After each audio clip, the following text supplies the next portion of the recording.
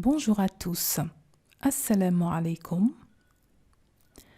Avant de commencer l'étude de la phrase en langue arabe, il m'a paru nécessaire de voir ensemble certaines notions qui reviendront forcément lorsqu'on abordera le sujet de la phrase en langue arabe. C'est la raison pour laquelle aujourd'hui, je vais commencer à vous parler du sujet suivant, at-ta'rif wa at-tankir, c'est-à-dire la détermination et l'indétermination en arabe. Il y a beaucoup à dire à ce sujet, notamment en ce qui concerne la détermination. At-ta'rif, nous aurons l'occasion d'y revenir plus en détail dans de prochaines leçons. Mais aujourd'hui, on va se focaliser en particulier sur le nom déterminé par l'article al en arabe. Al-mu'arraf bi al. Entendez, al-ismul mu'arraf bi al, c'est-à-dire le nom déterminé par l'article al. Commençons. En ajoutant al, qui est un article invariable, au début de n'importe quel nom commun, qu'il soit masculin, féminin, pluriel ou duel, eh bien ce nom devient déterminé, ce nom devient défini. Je recommence. L'article al détermine n'importe quel nom commun, qu'il soit masculin, féminin, pluriel ou duel. Il faut savoir que l'arabe fait la différence entre le pluriel et le duel. En français, le pluriel commence à partir de 2, tandis qu'en arabe, le pluriel commence à partir de 3. À 2, on ne parle pas de pluriel en arabe, mais de duel. On aura l'occasion d'y revenir.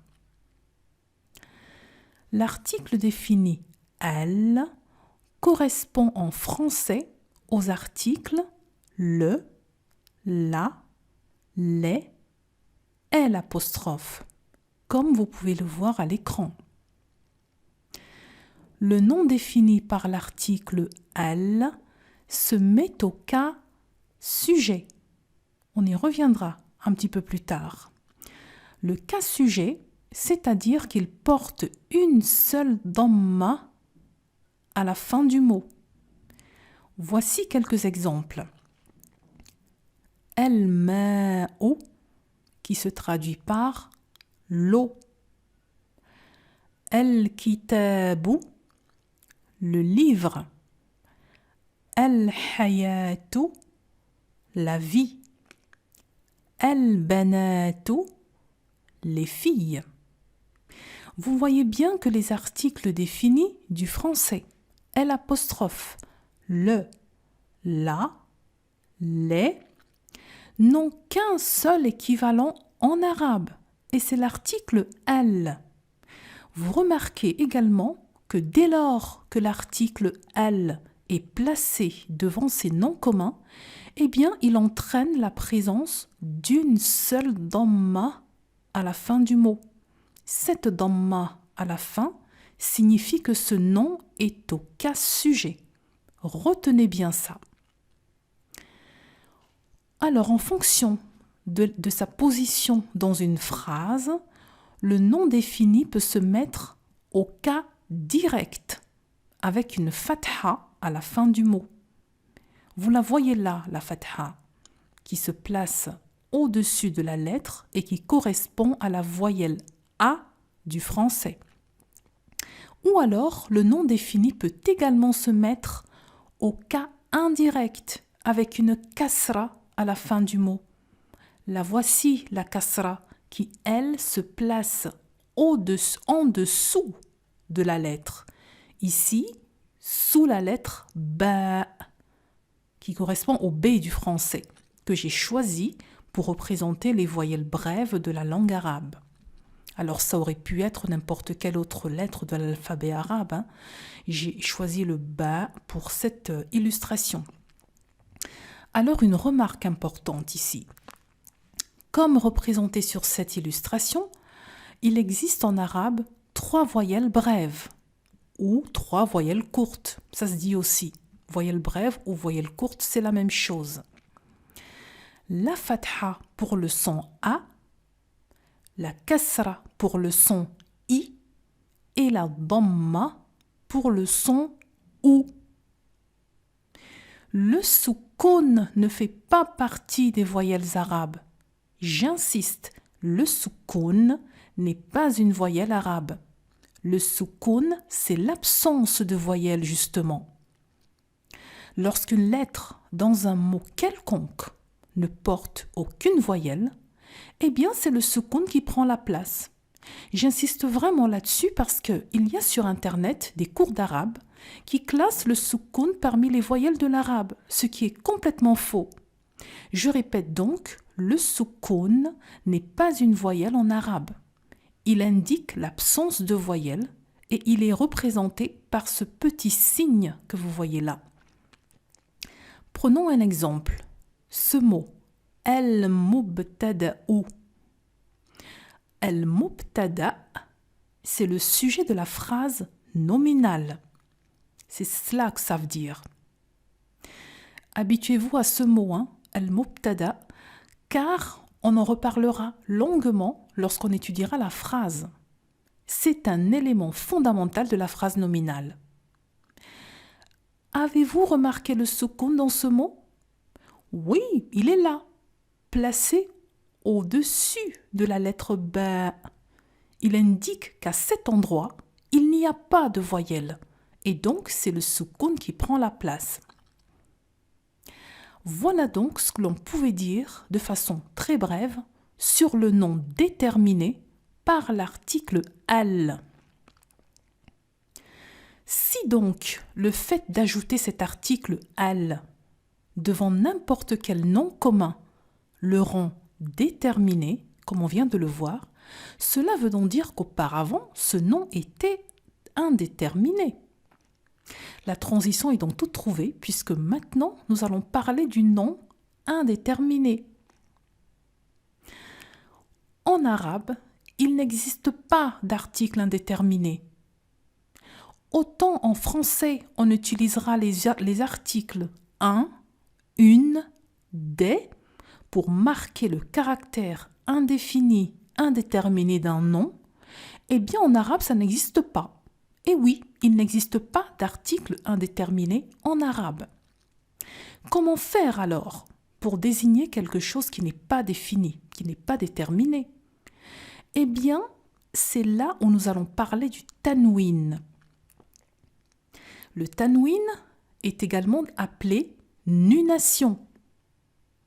Et la nunation, c'est le fait d'ajouter un noun à une voyelle brève finale. Je répète, le tanwin ou la nunation, c'est le fait d'ajouter un noun à une voyelle brève finale. Autrement dit, c'est le fait de prononcer un noun à la fin d'un mot. Voilà, aussi simple que ça.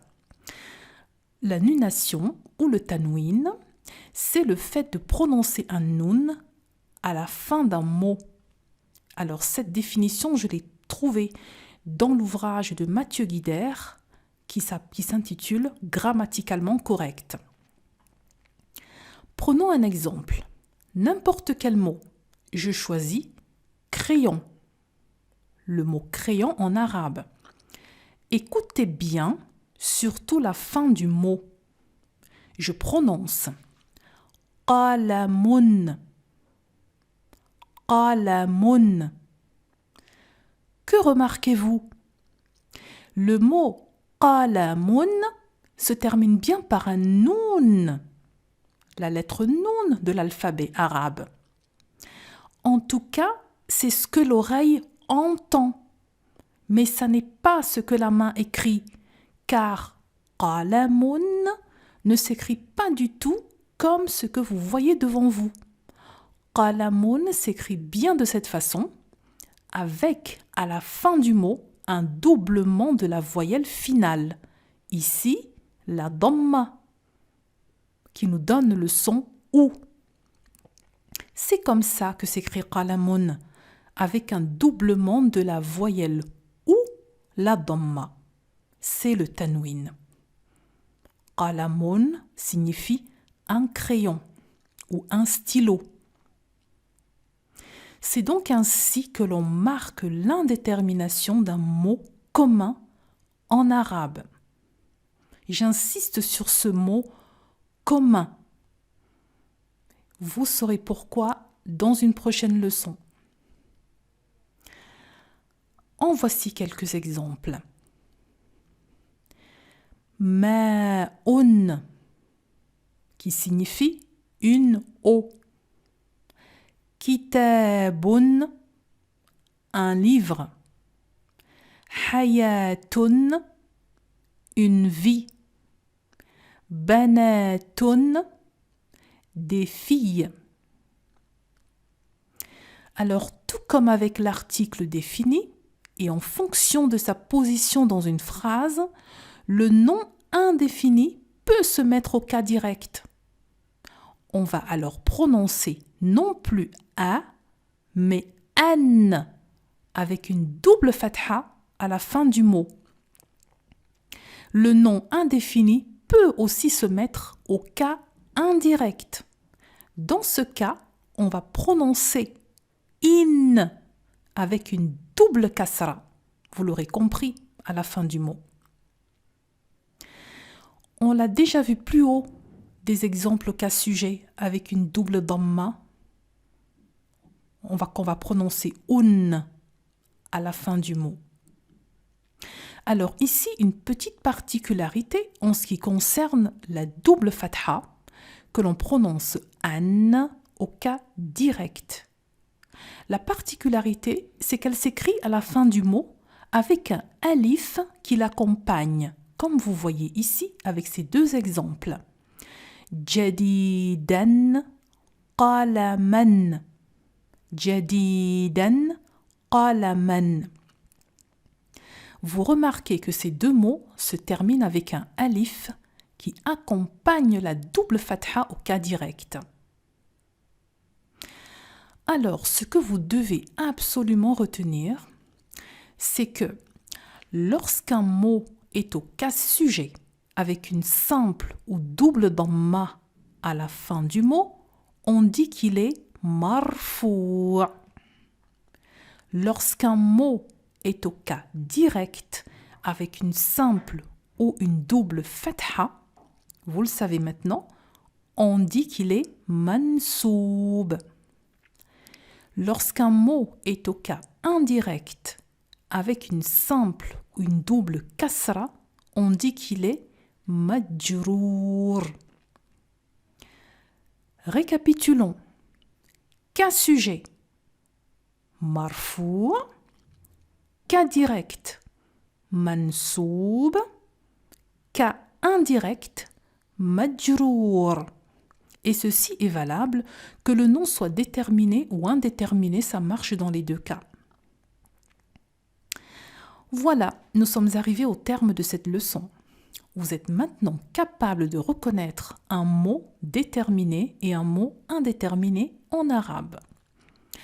En ce qui concerne la détermination, comme je vous le disais, il y a encore beaucoup de choses à dire là-dessus, mais ça fera l'objet d'une leçon séparée et indépendante de celle-ci.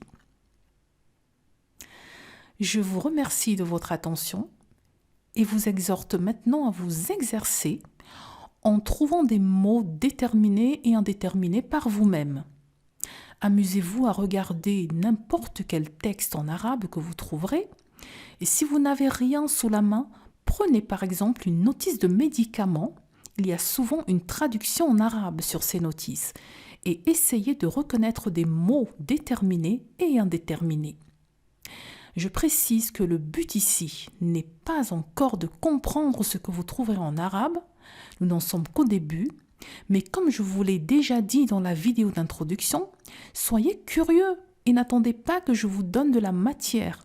Anticipez, informez-vous et commencez à vous exercer à lire à partir de livres d'enfants qui sont souvent écrits en gros caractères et sont souvent vocalisés. plus vous vous entraînerez et plus vite vous avancerez.